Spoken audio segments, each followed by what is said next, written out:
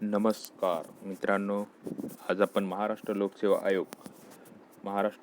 आयोग राज्यसेवा पूर्व परीक्षा सामान्य अध्ययन पेपर 1 या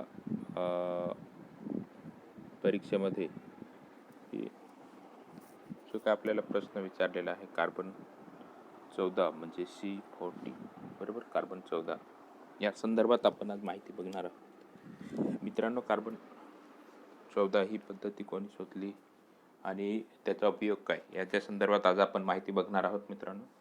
तर आपण बघूया सुरुवातीला रसायनशास्त्रज्ञ विलार्ड लिबी. रसायनशास्त्रज्ञ कोण? तर विलार्ड लिबी यांनी 1949 साली कार्बन 14 म्हणजे C14 ही पद्धती शोधली. 1954 मध्ये ती विकसित केली. 1960 साली ती परिपूर्ण केली. 1960 मध्ये ती परिपूर्ण झाली. 1960 मध्ये परिपूर्ण झाली.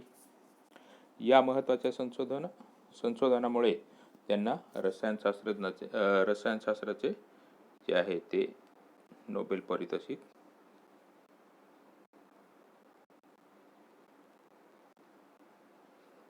मिळालेलं आहे. त्यांना रसायनशास्त्राचे नोबेल पारितोषिक देण्यात आले.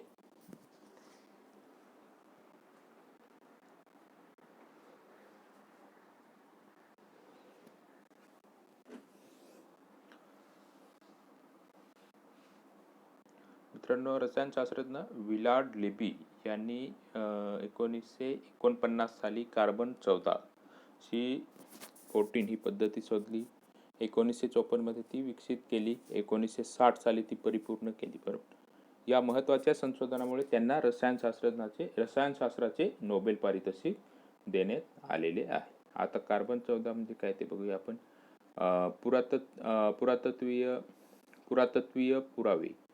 पुरातत्वीय पुरावे आणि त्यांचे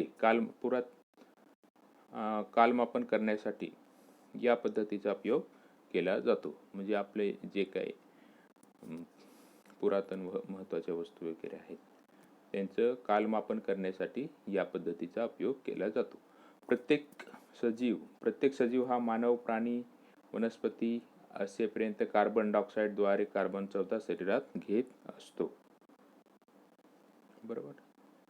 प्रत्येक सजीव, मानव, प्राणी, वनस्पती असे पर्यंत म्हणजेच असे जिवंत असेपर्यंत, बरोबर, जिवंत असेपर्यंत ते आपल्या शरीरामध्ये कार्बन डायऑक्साईड घेत असतात. प्रत्येक सजीव, मानव, प्राणी, वनस्पती असे जिवंत असेपर्यंत कार्बन डायऑक्साईड जो आहे तो आपल्या शरीरामध्ये घेत असतो. आपण पण मित्रांनो ऑक्सिजन घेतो आणि कार्बन डायऑक्साईड सोडतो, हे सगळ्यांनाच माहिती आहे. झाडं पण तसंच असतं. झाडं पण ऑक्सिजन घेतात आणि कार्बन डायऑक्साईड सोडतात. म्हणजे सगळे जेवढी सजीव वस्तू आहेत, सजीव सृष्टी आहे, बरोबर, त्याच्यामध्ये हे सगळं तेच चालते. बरोबर. सर्व सजीवांमध्ये कार्बन 14चे प्रमाण एकच असते. सर्व सजीवांमध्ये कार्बन 14चे प्रमाण जे आहे ते एकच असते. मेल्यानंतर सर्व सजीवांच्या अवशेषातून कार्बन 14 एकाच प्रमाणात बाहेर पडते. ज्यावेळेस मेल्यानंतर सर्व सजीवांच्या अवशेषातून कार्बन 14 एकाच प्रमाणात बाहेर पडतो. सजीव जिवंतपणी असलेल्या कार्बन 14च्या निम्म्या म्हणजेच अर्धा भाग हा मृत्यूनंतर 5568 वर्षानंतर नाहीसा होतो. म्हणून या कालावधीला कार्बन 14 चे निम्मे म्हणजेच अर्धे आयुष्य असे म्हणतात. या पद्धतीने आधुनिक काळातील कार्बनच्या किरणोत्सर्जनाशी मृत प्राण्यांच्या किरणोत्सर्जनाची तुलना केली असता प्राण्यांचे वयोमान म्हणजेच त्यांचा मृत्यू केव्हा झाला हे समजते. बरोबर. काय तर महत्वाचं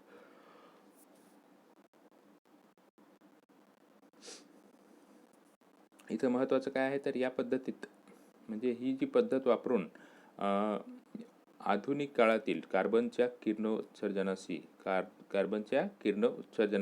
मृत प्राण्याच्या किरणोत्सर्जनाची तुलना केली असता प्राण्यांचे वयोमान म्हणजे त्यांचा मृत्यू केव्हा झाला हे समजते, बरोबर.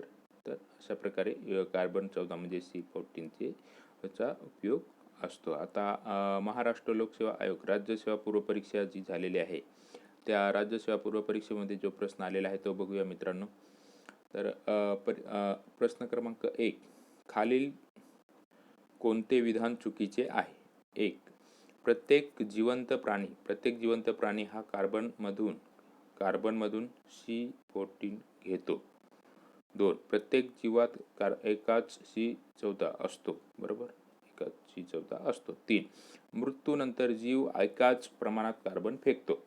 4, अर्धा C14 मृत्यूनंतर 5568 वर्षांनी नाहीसा होतो, ज्यास हाफ लाईफ ऑफ C14 म्हणजे अर्धे आयुष्य संबोधतात. 5, ही पद्धत पुरातत्व शास्त्रात कालक्रमवारी ठरवण्यात वापरतात. ही जी पद्धत आहे ती पुरातत्व शास्त्रात कालक्रमवारी ठरवण्यात वापरतात. 6, ही पद्धत एफ.डब्ल्यू. लिबी यांनी शोधून काढली.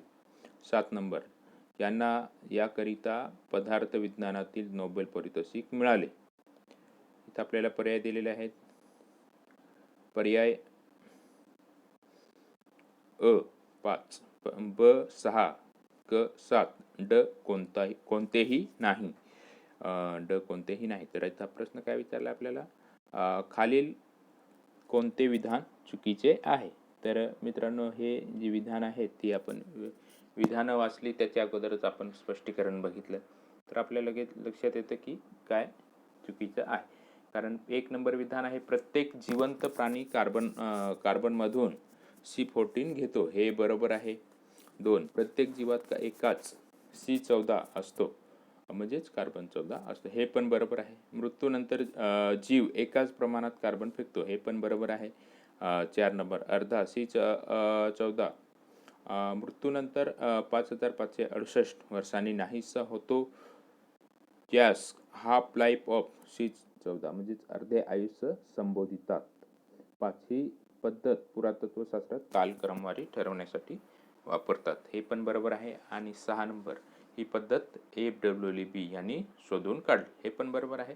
आणि 7वं जे आहे ते 7वं चुकीचे आहे, त्यांना याकरिता पदार्थ विज्ञानातील नोबेल पारितोषिक मिळाले, तर हे इथं चुकीचे आहे मित्रांनो. त्यांना जे आहे ते रसायनशास्त्राचे नोबेल पारितोषिक मिळालेलं आहे. कोणतं मिळालं? तर रसायनशास्त्राचे नोबेल पारितोषिक मिळालेलं आहे. आता त्याच्यानंतर जी आपली राज्यसेवा पूर्व परीक्षा 2000 साली झाली, 21 मार्च 2020 साली झाली, त्या परीक्षेमध्ये आपल्याला जो काही प्रश्न विचारलाय तो बघूया मित्रांनो. प्रश्न क्रमांक 2, खालील विधानांचा विचार करा. मृत प्राणी अथवा वनस्पती यांचे मध्ये कार्बन 14 चे कार्बन 12 यांचे गुणोत्तर बदलत असते. ब, किरणोत्सारी कार्बन 14 समस्थानिकांचा वापर कार्बनी वयोमानामध्ये करतात. पर्यायी उत्तर. 1, विधान असत्य आहे आणि ब, विधानाची कारणमीमांसा आहे. 2, अ आणि ब दोन्ही विधाने चूक आहेत. 3 नंबर, अ विधान सत्य आहे परंतु ब चूक आहे. 4, अ आणि ब एकमेकांशी संबंधित नाहीत. तर इथं या प्रश्नाचं जे आपण पर्याय बघितले तर विधान असत्य आहे आणि ब विधानाची कारणमीमांसा आहे. 1 नंबर जे आहे ते बरोबर आहे. मृत प्राणी अथवा वनस्पती यांच्यामध्ये कार्बन 14 ते कार्बन 12 यांचे गुणोत्तर बदलत असते. उत्तर आहे 1 नंबर पर्याय. कार्बन 14 भारतात भौतिकीय अनुसंधान प्रयोगशाळा अहमदाबाद या ठिकाणी आहे, बरोबर. आपण थोडक्यात विश्लेषण बघूया मित्रांनो. Birbal Sahani institute of polio sciences Lucknow या संस्थांमध्ये कार्बन 14 पद्धतीने कालमापन केले जाते. या पद्धतीने 70,000 वर्षापर्यंतच्या अवधीचे कालमापन करता येते. लिबी यांनी या पद्धतीने उपयोगात आणण्याच्या वेळी असे गृहीत धरले होते की विश्वप्रारणामुळे निर्माण होत असलेल्या कार्बन 14 चे प्रमाण हे जगात सर्वत्र आणि सदा सर्वकाळ सारखेच आहे. परंतु वातावरणात कार्बन 14च्या प्रमाणात बदल झाला असावा असे लक्षात आले. या घटकामुळे इसवी सन पूर्व 1000च्या कालमापनात लक्षणीय फरक पडत गेला. परंतु जसजसे मागे जावे तसतसा गणिताने कालखंड आणि प्रत्यक्षातील कालखंड यातील तफावत वाढत जाऊन तारखा अधिकाधिक प्राचीन ठरतात. उदाहरणार्थ कार्बन 14ची इसवी सन पूर्व म्हणजे 4060 ची तारीख प्रत्यक्षात इसवी सन पूर्व 4810 वर्षे ठरते. त्यामुळे कालमापनात एक नवीन तक्ता तयार केला. यालाच काय बोललं जातं तर प्रमाणीकरण असे म्हणतात.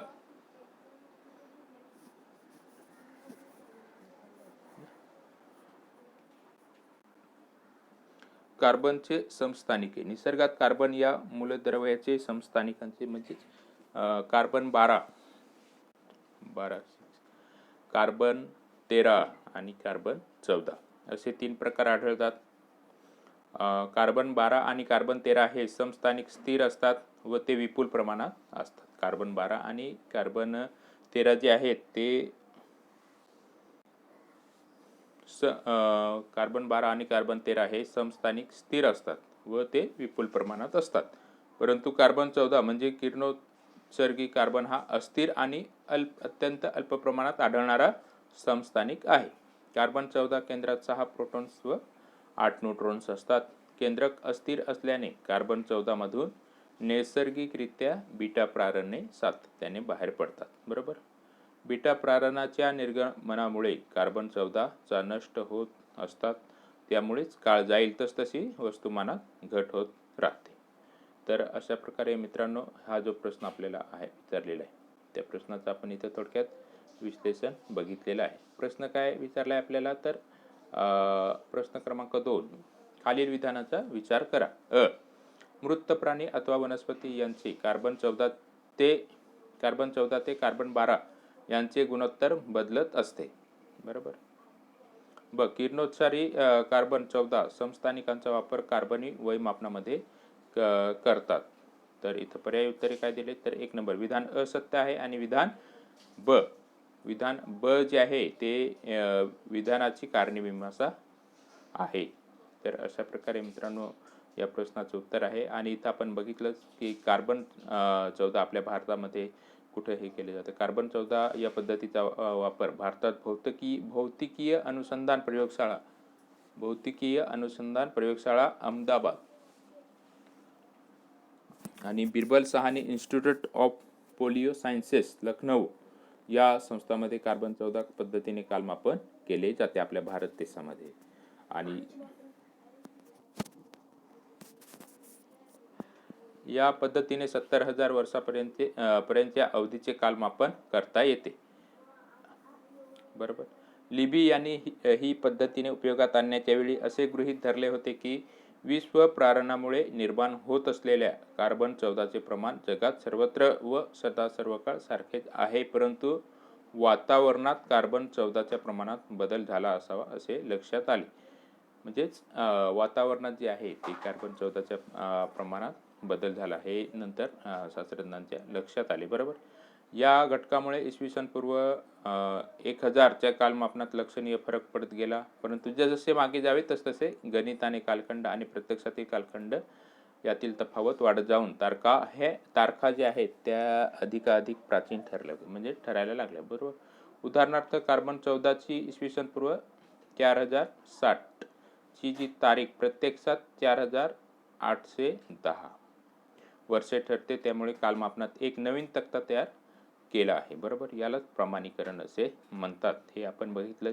पण इथं जे आहे ते कारणमीमांसा या संदर्भात जो आपल्याला प्रश्न विचारलाय तर इथं निसर्गात कार्बन या मूलद्रव्याचे समस्थानिकांचे जे आहेत ते बघूया. एक कार्बन 12 बरोबर त्याचे इथं समस्थानिक आहे. बरोबर.